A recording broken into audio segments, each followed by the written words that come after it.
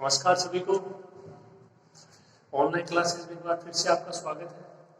चलिए स्टार्ट करते हैं। इससे पहले वाली क्लास में जो अपना क्वेश्चन अधूरा रह गया था, पहले तो उसको कंप्लीट करते हैं और फिर अपन नेक्स्ट यूनिट स्टार्ट करेंगे। ठीक है, ये आपकी सेकेंड यूनिट चल रही है। देखिए लास्ट कहाँ तक हुआ था।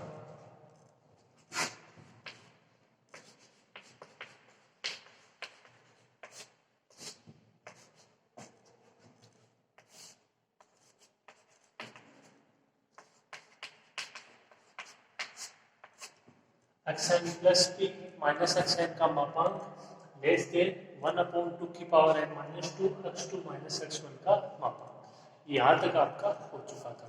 अब आपको दिखाना है xn plus p minus xn का मापांक लेस देन एप्सिलॉन। सिंपल सी बात है, बहुत बार आ चुकी है condition.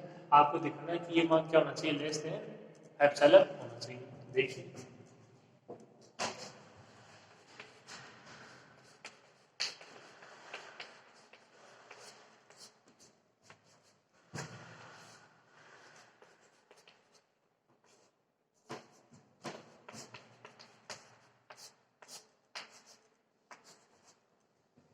xn plus p minus xn का मापांक लेस देन 1/2 की power n minus 2 x2 minus x1 का मापांक। लेस देन क्या होगा, एप्सिलॉन होगा। यदि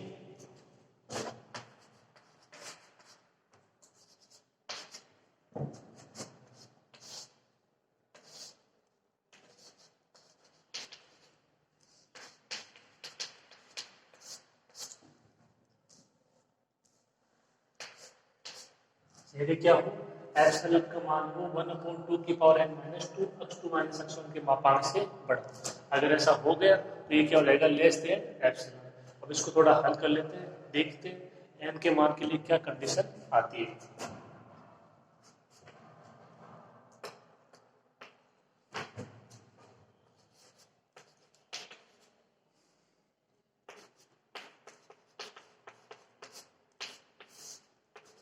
एप्सिलॉन उधर ले गई और 2 की पावर n माइनस 2 उधर आ गई, क्योंकि उससे कंडीशन आ जाएगी n greater than equal to n zero की, जहाँ पे n जीरो का मान आ जाएगा। स्टार्टिंग में कुछ ऐसे एग्जाम्पल किए थे आपने, अगर याद हो तो क्या हो जाएगा, 2 की पावर n माइनस 2 इधर आ गया, greater than x2 minus x1 का मापांक और एप्सिलॉन अपोन में आ गया। अब देखिए n को n का मान लेके आना है, ये पावर में है तो पावर का मान यहाँ पे लेके आना है। तो ये होगा वैसे log n की पावर n क्या होता है, n log n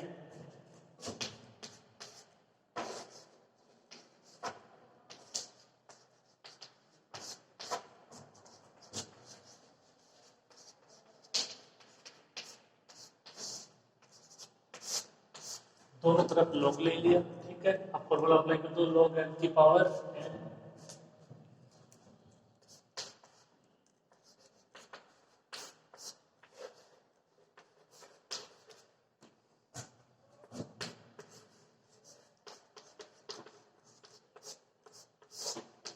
क्या हो जाएगा, n minus 2 log 2 is equal to log x2 minus x1 upon epsilon. Simple सी बात है, n का मान ज्ञात करना है और बाकी मान इधर ले आइए।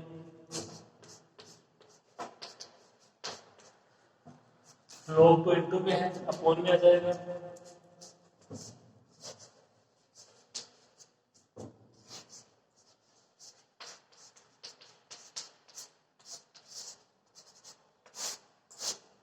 n माइनस 2 का मान कितना हो जाएगा, 1 upon log 2 log x2 minus x1 का मापांक और एप्सिलॉन। ठीक है, n का मान कितना जाएगा,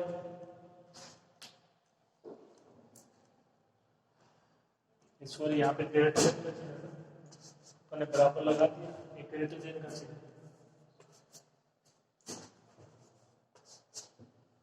n का मान क्या हो जाएगा, n ग्रेटर देन, ये माइनस का 2 उधर जाके प्लस का 2 plus 1 upon log 2 log x2 minus x1 का मापांक upon epsilon. n greater then n zero की कंडीशन से n जीरो का मान इससे क्या हो सकता है, बड़ा हो सकता है। ठीक है, तो ये वो कंडीशन आपको लिखनी है। और जिसके लिए क्या होगा, xn plus p minus xn का मापांक लेस देन एप्सिलॉन होगा।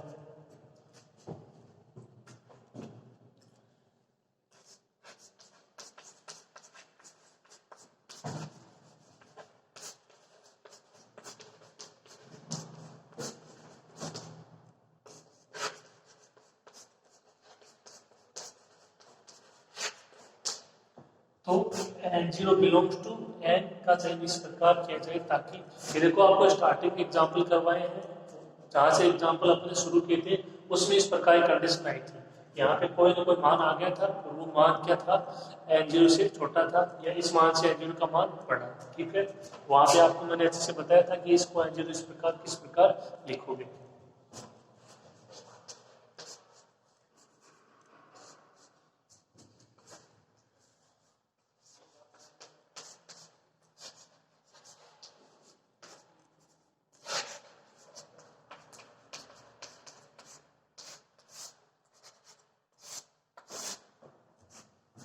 इसका चयन किस प्रकार करोगे कि एन जीरो का मान है वो 2 plus 1 upon log 2 log x2 minus x1 का मापांक अपॉन एप्सिलॉन से बड़ा होता है। ठीक है, आप ऐसे समझ सकते हो एग्जाम्पल के लिए, वहां पे मैंने आपको बताया था, दोबारा देख लीजिए।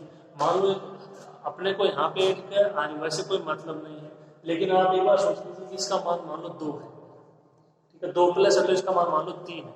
ठीक है, तो एन जीरो का मान क्या है, 3 से बड़ा है। ठीक है, एन जीरो का मान ले लीजिए 4, एन जीरो का मान क्या ले लेंगे 4।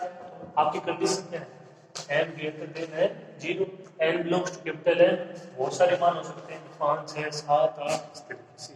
ठीक है, तो वहां पे मैंने आपको एक बात बताई थी, यहाँ पे भी मान आपको बता दिए, यानी कि अपने को देखनी है संभावना। ठीक है, पॉसिबिलिटी, हालांकि हो सकता है कि एन का मान मान लो 1 2 तो ये सेटिस्फाई नहीं होगा, लेकिन ये एन के न किन्हीं मानों के लिए सेटिस्फाई हो जाएगा।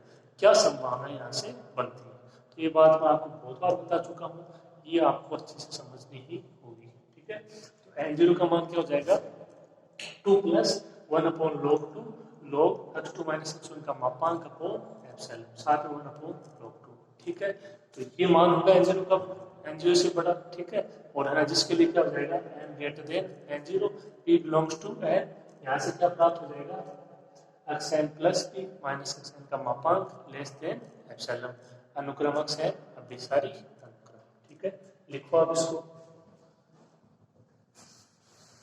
यहाँ तक लिख लो ऐसे कैसे।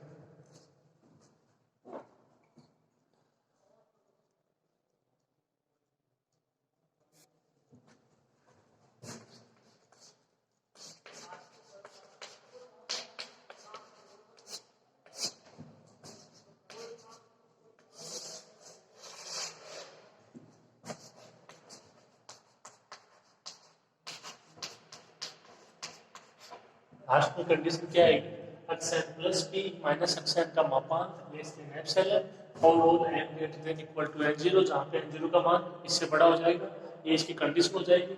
And p belongs to n, जहां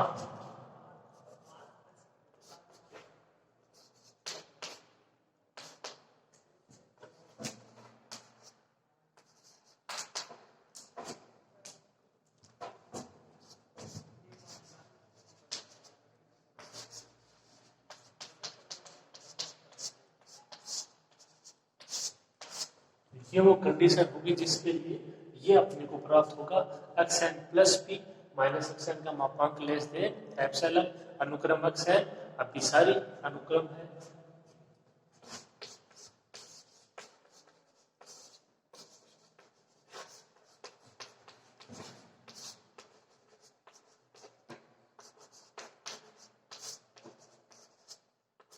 अनुक्रम xn क्या है, अभिसारी अनुक्रम। ठीक है, ये पहला पार्ट।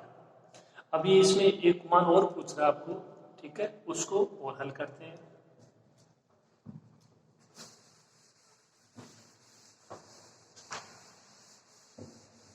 अब जो पूछ रहा है उसके लिमिट लगी हुई, आप देखिए ध्यान से उसको, और जो बराबर में मान आ रहा है वो फिक्स मान आ रहा है, यानी एन का कोई ना कोई मान डिसाइड किया है, और वो अपन ने, अगर आपको ध्यान हो तो कल वाली क्लास में अपन ने एन का मान डिसाइड किया था 3।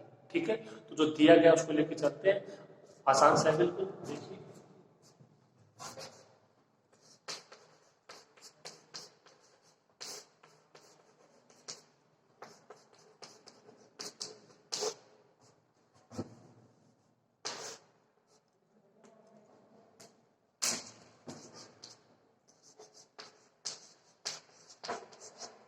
ये मान आपको दिया गया, xn equal to 1/2 xn minus 1 plus xn minus 2 for all n greater than 2। 3 लिया था अपन, वो है किसमें, कैपिटल एन में।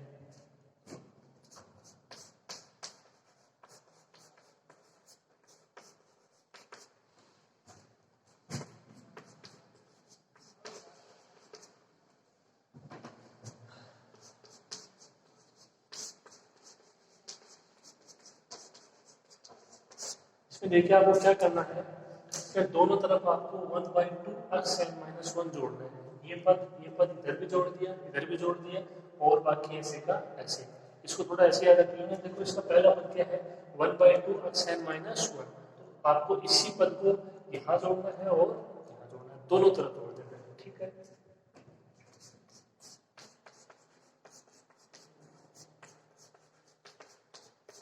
LHS तो एक बार जैसे कैसे ये कितना हो जाएगा कुल, देखो 1/2 x n - 1, 1/2 x n - 1, ये कितना हो जाएगा x n - 1, और ये कितना बच जाएगा प्लस का 1/2 x n - 2। ठीक है इतना।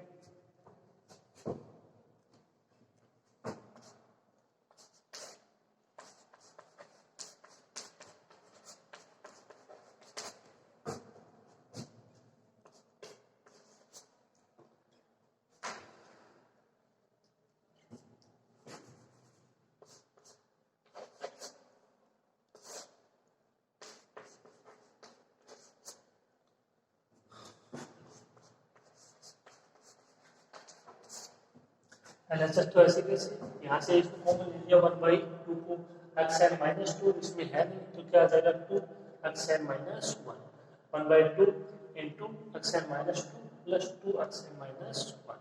ठीक है, लिखो इसको।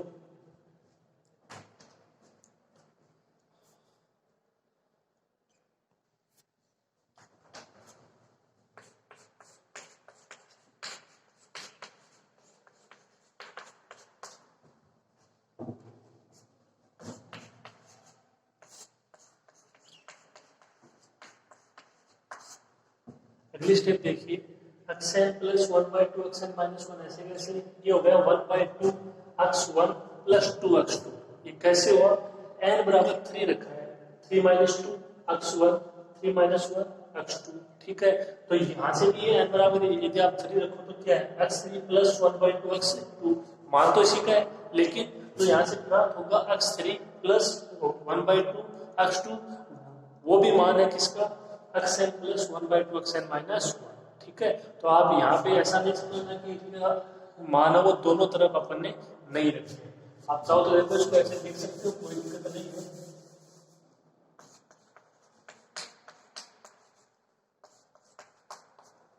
x3 प्लस 1/2 x2 मान कितना हो जाएगा,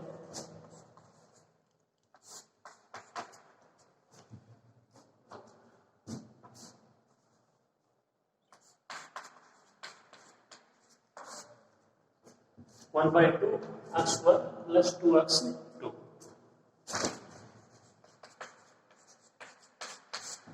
बराबर 3। ये मान किसका है, इसका है, और ये मान किसका है, इसका है। इसका मतलब x n plus 1/2 x n - 1 का भी मान ये हो सकता है। आपको समझ में आ गया होगा कि जो प्रूफ करवा रहा है उसको देखिए, एक तरफ मान है वो कोई ना कोई फिक्स मान है, इसलिए अपन यहाँ पे रखा है n बराबर 3, 1/2 x1 प्लस 2x2 आप उसमें देख सकते हो, और एक तरफ जो मान है उसको x n - 1 x n plus 1 जो भी हो n के पदों में। ठीक है, तो इस तरीके से आपको करना है। n बराबर कितना रख देना है, 3 रख देना है।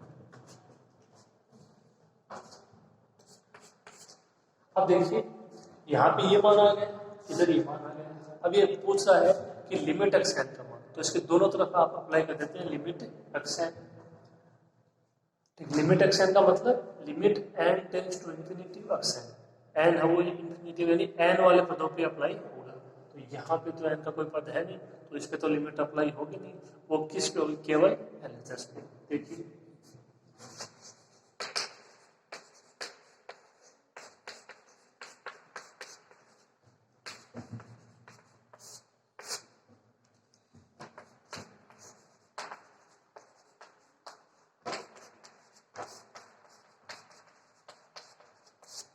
दोनों तरफ आपने ले ली limit n tends to infinity, इसका तो मान यही रहेगा, n का इसमें कोई पद है नहीं। यहाँ पे देखो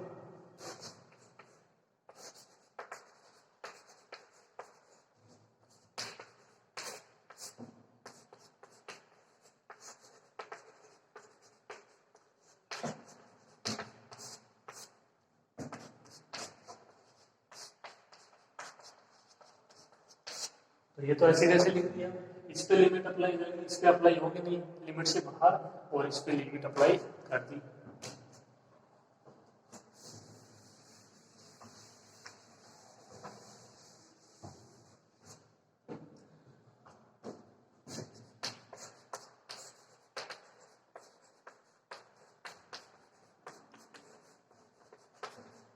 यदि limit n tends to infinity x n बराबर क्या हो, एल हो, तो एल का मान ज्ञात कर देते हैं तब।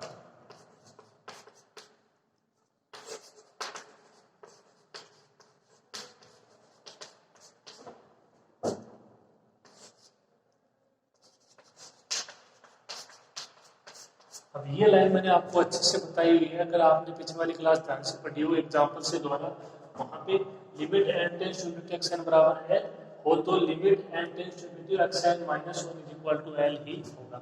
वहां पे था एक्स एन प्लस वन, तो उससे फर्क नहीं पड़ता है, वो अनुक्रम के ही पद है, ठीक है।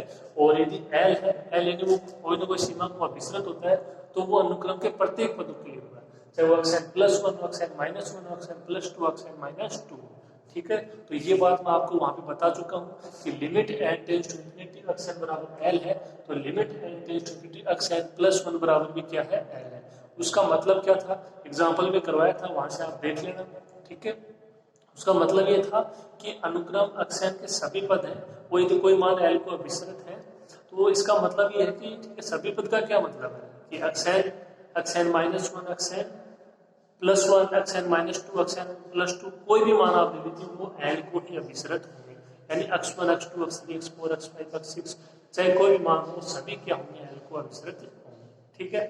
एक्स एन माइनस वन ले लो, एक्स एन प्लस वन ले लो, ये बात आपके पहले आ चुकी है। वहां पे एक्स एन प्लस वन था, उसकी जगह एक्स एन माइनस वन भी हो सकता है, ठीक है, कोई दिक्कत इसमें आपको नहीं होनी चाहिए।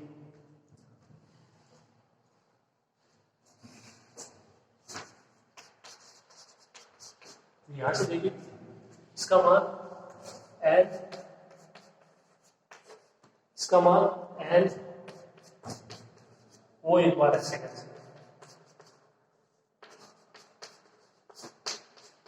देखिए l plus l by two कितना हो जाएगा, 3l बाई टू,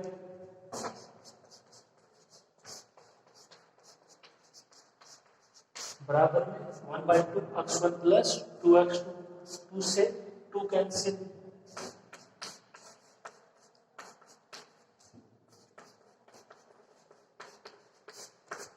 एल का मान कितना आया 1 by three x one plus two x two, l यानी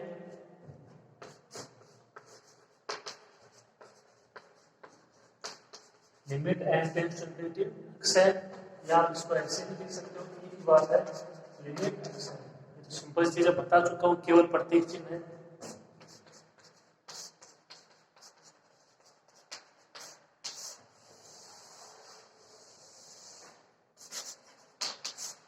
limit n tends to infinity x n, या लिमिट एक्स एन का मान 1 by three x one plus two x two, यही आपका आंसर है, आप वहां से देख सकते हो। तो ये इसका प्रोसेस है, आपको समझ में आया होगा अच्छे से, लिखिए इसको, ये यहाँ पे आपकी सेकेंड यूनिट है वो कंप्लीट होती है, ठीक है। अब नए यूनिट स्टार्ट करते हैं, लिखिए इसको।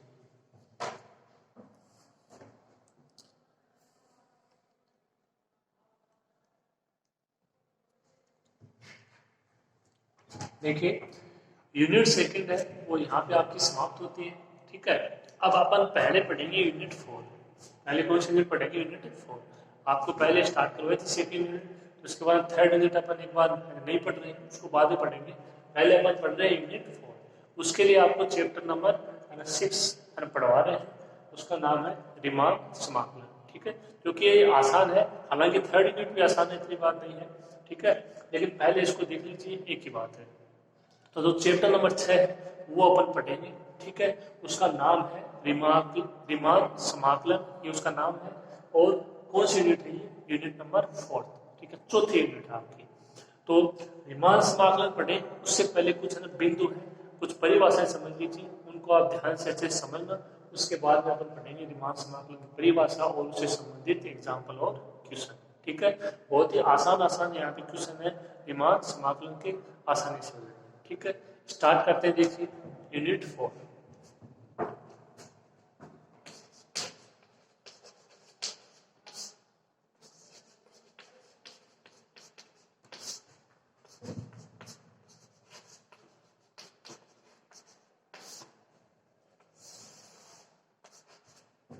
पहली परिभाषा क्या है? संवर्त अंतराल का विभाजन। संवर्त अंतराल और विवर्त अंतराल के बारे में मैं आपको बता चुका हूँ, ठीक है। क्या दोनों में अंतर होता है? संवर्त अंतराल में बराबरी कंडीशन भी आ जाएगी और विवर्त अंतराल में बराबरी कंडीशन नहीं आएगी। अगर आपने ध्यान से शुरू से क्लास ली है तो मैंने संवर्त अंतराल और विवर्त अंतराल, क्लोज इंटरवल और ओपन इंटरवल में आपको अंतर बता दिया था, उसका विभाजन कर, ठीक है। तो आप ध्यान से समझिए, कोई संवर्त अंतराल है तो उसका विभाजन किस प्रकार होगा, बहुत ही आसान सा है।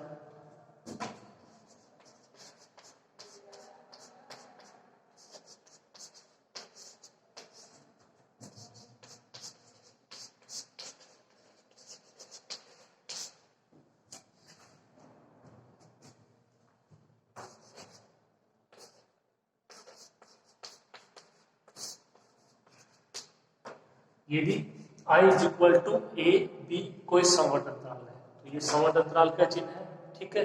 यहाँ पे मान लो इनके बीच में कोई आप मान लेते हो अक्ष, तो अक्ष का मान है वो ए से बड़ा ए के बराबर, ठीक है, और बी से छोटा बी के बराबर।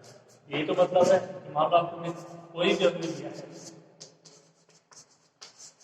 अक्ष बिलोंग टू ये क्लोज इंटरवल ए बी, संवर्त अंतराल ए बी, इसका क्या मतलब है कि एक्स का मान है, आज किस प्रकार की कंडीशन बनेगी,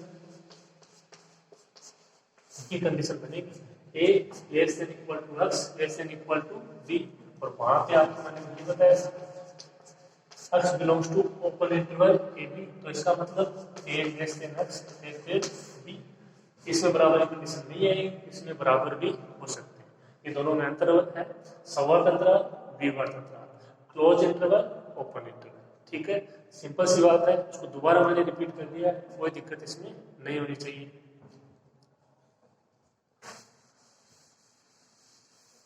तो I बराबर ए बी, आई कोई प्रत्येक चिन्ह है जहां पे इस ए बी का क्या है, कोई संवर्त अंतराल है तब।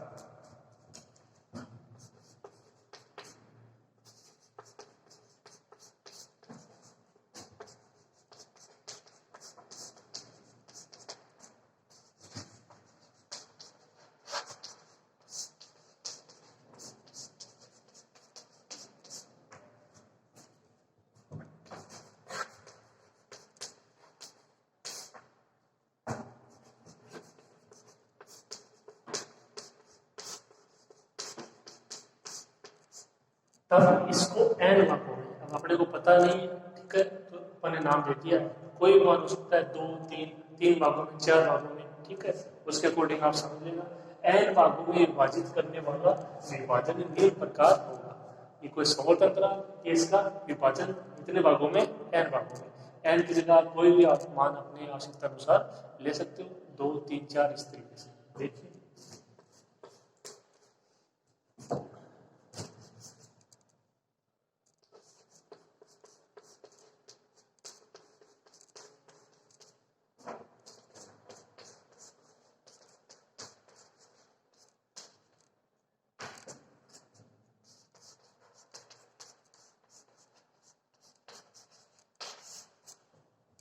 देखिए ए पहला मान, लास्ट का मान बी, पहली बात ये अपन ने इसके भाग ले दिए, ठीक है। ए का मान क्या है, x जीरो के बराबर है, ये x जीरो से स्टार्ट होगा, यानी पहला मान होगा वो किसके बराबर हो जाएगा, ए के बराबर हो जाएगा, जो कि x जीरो फिर x1 x2 dot dot dot xr -1 xr dot dot dot, last का xn है उससे पहले xn -1, और जो लास्ट का मान x है उसका मान किसके बराबर हो जाएगा, b। पहला मान a, लास्ट का मान b, और उसके बीच में ये इसके विभाजन। अब आप कहोगे कि यहाँ पे अवयव तो कितने हैं, तो देखो x1 से लेके x है तो n अवयव हो गए, तो और एक अवयव है n+1, तो अवयव तो n+1 है, अपन बात कर रहे हैं कि विभाजन, इसके कितने विभाजन होंगे, तो अवयव तो n+1 है लेकिन इसके विभाजन कितने होंगे, n विभाजन होंगे, एक का विभाजन होगा किस प्रकार से, वो देखिए अवयव कितने हैं, n+1 है, और इसके जो होंगे विभाजन वो कितने होंगे, n विभाजन होंगे, किस प्रकार होंगे वो देखिए। तो आपके सबसे पहले ये समझ में आना चाहिए कि P क्या है, संवर्त अंतराल ए बी का कोई विभाजन है। P जो विभाजन उसको पार्टीशन बोलते हैं, इसलिए इसको P के रूप में प्रतिचिह्न से दर्शाते हैं। विभाजन क्या बोलते हैं, पार्टीशन बोलते हैं, इसलिए इसको P से दर्शाते हैं। ये इसका मान होगा इस तरीके से। ये मतलब इसमें अवयव होगा। जहां देखिए कंडीशन क्या रहेगी,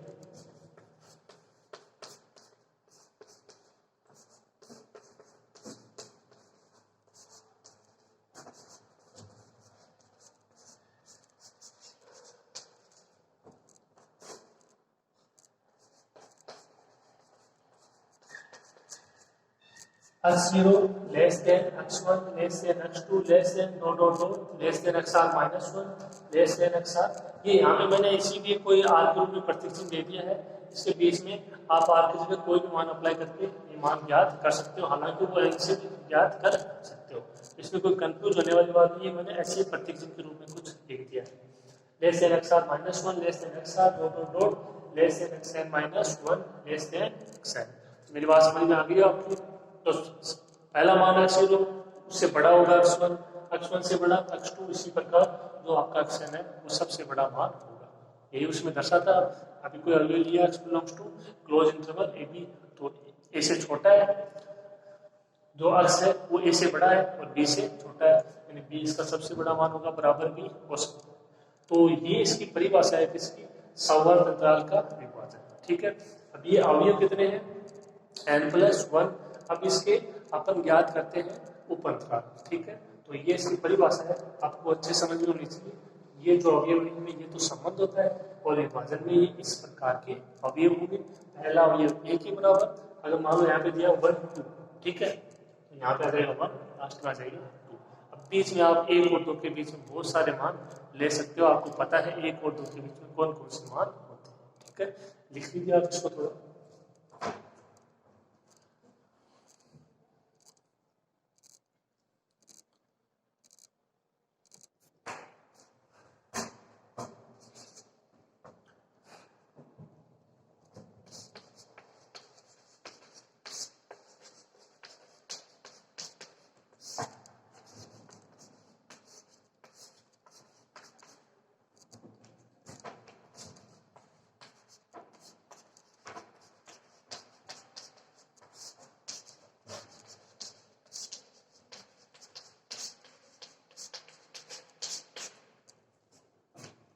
संवर्त अंतराल AB के n उप अंतराल निम्न प्रकार होंगे। देखिए किस प्रकार होंगे। पहला क्या हो जाएगा, x0 x1, दूसरा x1 x2, ये लास्ट वाला भी इसमें भी आएगा, तीसरा x2 x3,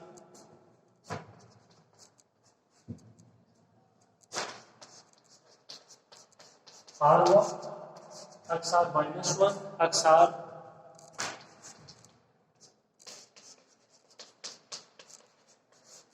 और n हुआ उप अंतराल कितना हो गया, xn -1 xn।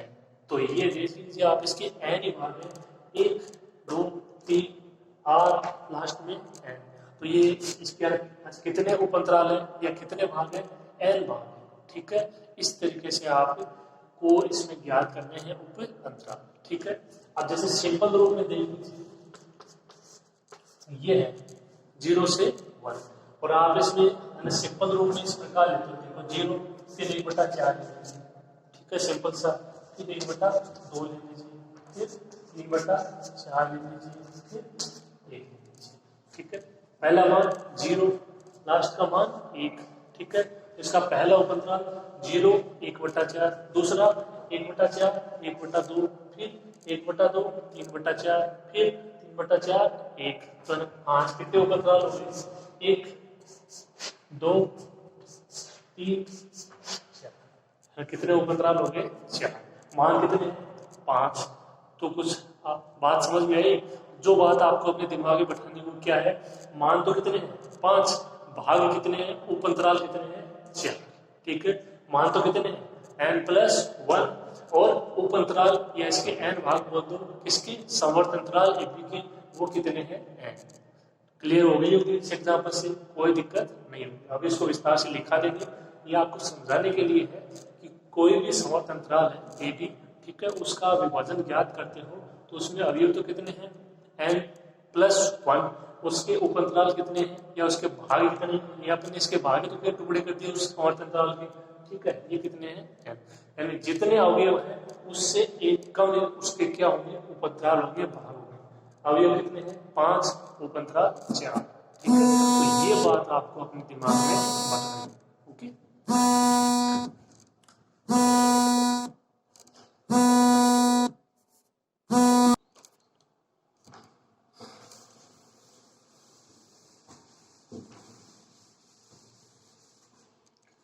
तो समवर्त अंतराल लिखने के n उपअंतराल इस प्रकार हो जाएंगे।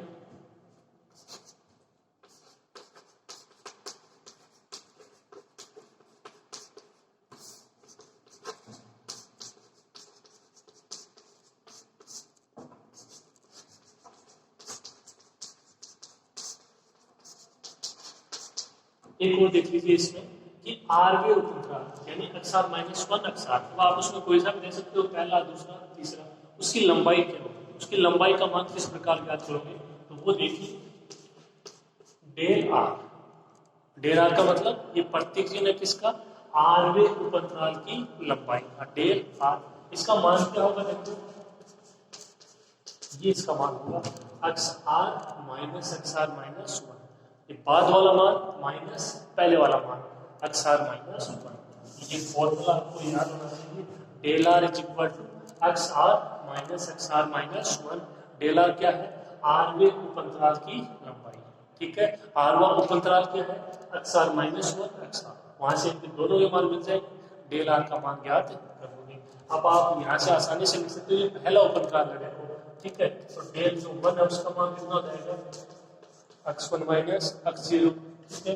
डेल 2 दूसरा उपअंतराल x2 माइनस x1, ठीक है ना। इस तरीके से आप बहुत सारे ज्ञात कर सकते हो।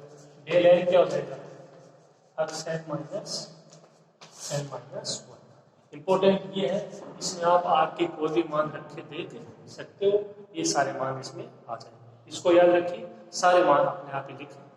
ओके, तो ये आपको थोड़ा सा समझ में आया होगा, समवर्त अंतराल का विभाजन, उसके उपअंतराल और उपअंतरालों की लंबाई। थोड़ा सा पढ़ लेना इसको, एक बार ये दिमाग में बैठ गया, अवयव कितने होंगे, उपअंतराल कितने होंगे या भाग कितने होंगे, ये बात दिमाग में बैठ गई, सारे डाउट क्लियर हो जाएंगे। ओके, आज की क्लास में इतना ही, बाकी नेक्स्ट क्लास।